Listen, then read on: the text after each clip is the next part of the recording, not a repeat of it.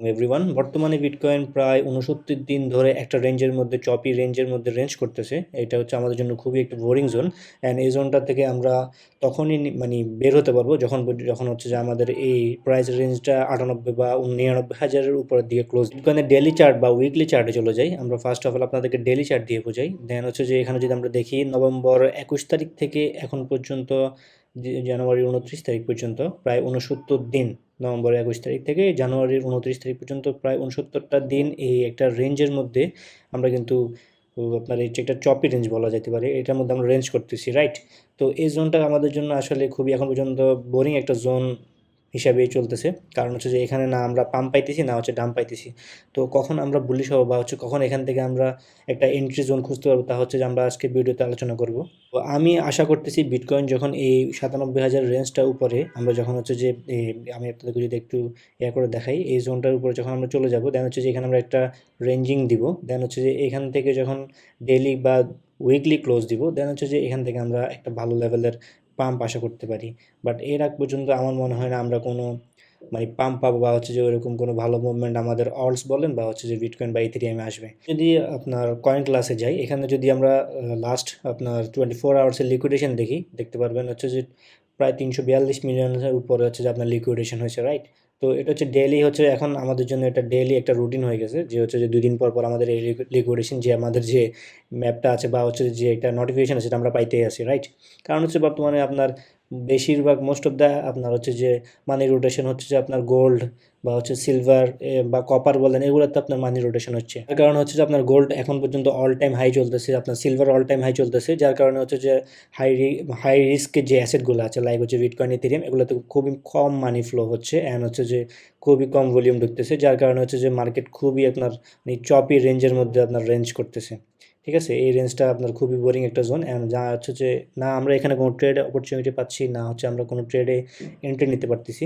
যদিও বা আমরা দু একটা ট্রেডে এন্ট্রি নেই, বাট হচ্ছে যে ওইরকম আশানুরূপ ফল বা ওইরকম আশানুরূপ আপনার টিপি বা হচ্ছে এসএল আমরা ওইটা আসলে মেনটেন করতে পারি না, বিকজ অফ হচ্ছে যে মার্কেটের এই ব্যাড কন্ডিশনের কারণে।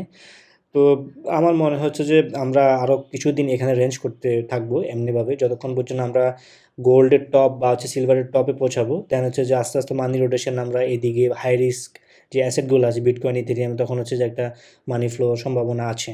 সেম গোজ হচ্ছে যে ইথেরিয়ামের ক্ষেত্রে। ইথেরিয়াম হচ্ছে যে আপনার যদি বিটকয়েনের এগেনস্টে বলেন, ভালো লেভেলের হচ্ছে যে আপনার হোল্ড করতেছে এই জোনটার মধ্যে। এটা হচ্ছে যে আপনার সাপোর্ট এরিয়া হিসেবে ভালো রেসপেক্ট করতেছে। যে আপনার আমি যে মানে টার্গেটের যে একটা দিলাম, এই সাপোর্ট রেজিস্ট্যান্স হিসাব করলেও সামাও যদি এটা আসলে সাপোর্ট রেজিস্ট্যান্স এখন তার এমন একটা কাজ করে না রিটেল মাইন্ড সেট আপের ক্ষেত্রে। তো এই জোনটা কিন্তু খুব ভালোভাবে রেসপেক্ট করতেছে। আপনি যদি দেখেন এখান থেকে হচ্ছে কয়েকটা ট্যাপ অলরেডি দিয়ে দিছে, এখানে একটা ট্যাপ দিল, এখানে একটা আবার এই জোনটা থেকে হচ্ছে বুলিশ ওয়াটার ব্লক থেকে আবার একটা পাম্প দিল, ঠিক আছে? তো এখন পর্যন্ত কিন্তু আমরা এই ওয়াটার ব্লকের মধ্যেই আছি। এটা কিন্তু এক হিসাবে হচ্ছে যে আপনার এখানে একটা ইমব্যালেন্স হিসাবে ধরা যেতে পারে ইথেরিয়ামের। তো ইমব্যালেন্স জোন বলেন বা হচ্ছে যে আপনার যে ইয়াগুলা বলেন, তো এগুলা এখন পর্যন্ত হচ্ছে যে ভালো পরিমাণে ইথেরিয়ামে মানে হোল্ড করতেছে বিটকয়েনের এগেনস্টে, এবং বলা যেতে পারে ইথেরিয়াম অনেক স্ট্রং। বিটকয়েন থেকে আমরা যেরকম লেভেলের একটা মানে আপনার রিটার্ন পাইছি বা হচ্ছে যে যেরকম একটা ভালো পরিমাণে আপনার প্রায় 5-6x পর্যন্ত আমরা একটা রিটার্ন পাই গেছি, কিন্তু ইথেরিয়ামে কিন্তু এখন পর্যন্ত আমরা ওই রকম ভালো লেভেলের কোনো পাম্প পাই নাই। অ্যান্ড হচ্ছে যে আমাদের কিন্তু আগের অল টাইম হাই যেটা ছিল ওইটাও কিন্তু ব্রেক করে সামান্য একটা পাম্প দিছে। সো আমার মনে হচ্ছে ইথেরিয়ামের ক্ষেত্রে আরও বিশাল পরিমাণের রুম আছে এখানে যাওয়ার মতো, যেটা হচ্ছে যে আপ টু আমার আইডিয়া মতো হচ্ছে 7,000 পর্যন্ত আমি একটা টার্গেট রাখতে পারি ইথেরিয়ামের ক্ষেত্রে। কারণ হচ্ছে যে আপনার বিটকয়েনকে যদি গোল্ড বলা হয়, আপনার হচ্ছে আমার মতে হচ্ছে যে ইথেরিয়ামকে আমরা অবশ্যই সিলভার বলতে পারি। অ্যান্ড হচ্ছে যে ইথেরিয়াম কিন্তু ওই লেভেলের এখন পর্যন্ত পাম্প করে নেই। অ্যান্ড যখন ইথেরিয়ামের মানি রোটেশন হবে অ্যান্ড হচ্ছে যে ভালো লেভেলের একটা স্পাইক আসবে, তখনই আমার মনে হচ্ছে আমাদের অলসের জন্য একটা ভালো র্যালি বা হচ্ছে যে অল সেলের একটা আমাদের সম্ভাবনা থাকবে। অ্যান্ড ওইটা পুরোটাই ডিপেন্ডস করতে হচ্ছে আমাদের মানি রোটেশনের উপরে। অ্যান্ড হচ্ছে যে আমাদের ওয়েট করতে হবে আনটিল আমাদের গোল্ড অ্যান্ড সিলভার বা অন্যান্য অ্যাসেট যেগুলো আছে এগুলা টপ না হওয়া পর্যন্ত। অ্যান্ড হচ্ছে যে যতক্ষণ পর্যন্ত না ওইগুলো আপনার টপ আপনার মানে মার্ক করতেছে, ততক্ষণ পর্যন্ত আমাদের এইসব হাই রিস্ক অ্যাসেটে খুব কম পরিমাণে মানি রোটেশন হবে। সো আমরা হচ্ছে যে নেক্সট কি আশা করতে পারি বা হচ্ছে যে কোন পর্যায়ে আমাদের টার্গেটগুলো রাখতে পারি, এটা নিয়ে একটা ছোটোখাটো ব্রিফ আলোচনা করি এখন। আমরা হচ্ছে যে এখন এই জোনটাতে আপনি চাইলে একটা ছোটোখাটো এন্ট্রি নিতে পারেন। ডেইলি চার্ট ওয়াইজ আপনি এটা এখান থেকে কারেন্ট প্রাইস থেকে আপনার বেশি না ধরেও আপনার এই পর্যন্ত যদি ধরেন 5%-এর, অ্যান্ড হচ্ছে যে এটা দিয়ে খুব ছোটোখাটো, এগুলো আসলে খুব স্ক্যাল্পের জন্য খুব ছোটোখাটো একটা এন্ট্রি হতে পারে, বাট ওগুলোর মধ্যে ভালো পরিমাণ রিস্ক আছে, কারণ হচ্ছে মার্কেটের ডিরেকশন এখন পর্যন্ত ক্লিয়ার না, রাইট? অ্যান্ড হচ্ছে যে এই মুভমেন্টে আসলে ট্রেড করাটা খুবই হচ্ছে ডিফিকাল্ট, অ্যান্ড হচ্ছে যে মানে আসলে টিএ খুব কম কাজ করে এইসব মোমেন্টগুলোতে, কারণ হচ্ছে যে এটা পুরোটাই চলতেছে লিকুইডেশন, অ্যান্ড হচ্ছে যে মার্কেট মেকারদের হচ্ছে যে পুরোটাই হচ্ছে যে একটা গেম বলতে পারেন। তো এখানে আমার মনে হচ্ছে ট্রেড না, এন্ট্রি না নেওয়া ভালো, বাট হচ্ছে তাও যদি আপনি চান আপনার 2% রিস্ক নিয়ে 5% টিপি দিয়ে আপনি একটা ছোটোখাটো স্ক্যাল বা হচ্ছে যে মিড স্ক্যাল করতে পারেন। অ্যান্ড ইথেরিয়ামের ক্ষেত্রেও সেম জিনিসটাই, আপনি যদি এখান থেকে যদি এই ওয়াটার ব্লকটা, বুলিশ ওয়াটার ব্লকটা যদি আপনি রিসপেক্ট করে, সেক্ষেত্রে হচ্ছে যে কারেন্ট প্রাইস থেকে আপনি একটা এন্ট্রি নিতে পারেন 3300 পর্যন্ত।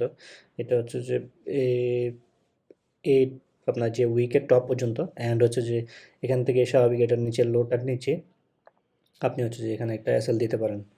সো দুইটার ক্ষেত্রে আপনি ছোটোখাটো একটা রিস্ক নিয়ে দুইটার মধ্যে আপনি এন্ট্রি নিতে পারেন, অ্যান্ড হচ্ছে যে এগুলা মোটামুটি বা আশা করি কাজ করার মতো। অ্যান্ড তারপরে হচ্ছে যে প্রাইস এক্সচেঞ্জ যতক্ষণ পর্যন্ত না ক্লিয়ার হবে ততক্ষণ পর্যন্ত আমাদের জন্য মানে ট্রেড নেওয়া অ্যান্ড হচ্ছে যে এই চপি রেঞ্জে ট্রেড নেওয়াটাও রিস্ক হয়ে যায় আর কি।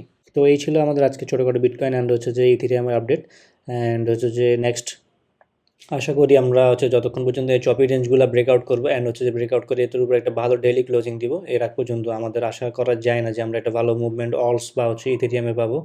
অ্যান্ড ভিডিও শেষ করার আগে অবশ্যই আপনারা আমাদের টেলিগ্রাম চ্যানেলে জয়েন হয়ে নেবেন, যেটা হচ্ছে আমাদের স্ক্রিনে দেওয়া আছে, অ্যান্ড হচ্ছে যে অবশ্যই আপনার ডিসক্রিপশনে দেওয়া থাকবে, অ্যান্ড হচ্ছে কমেন্টে পিন করা থাকবে। অবশ্যই কমেন্ট বক্সে আপনার মতামত জানাবেন, অ্যান্ড হচ্ছে যে কোনো প্রকার হচ্ছে যে ডিসকাশন বা হচ্ছে আপনার চার্ট হেল্পের জন্য আমাদের হচ্ছে ফেসবুক গ্রুপ আছে, ফেসবুক পেজ আছে, সবগুলোতে আপনারা লাইক দিয়ে আমাদের সাথেই থাকবেন। দেখা হবে নেক্সট ভিডিওতে ইনশাআল্লাহ।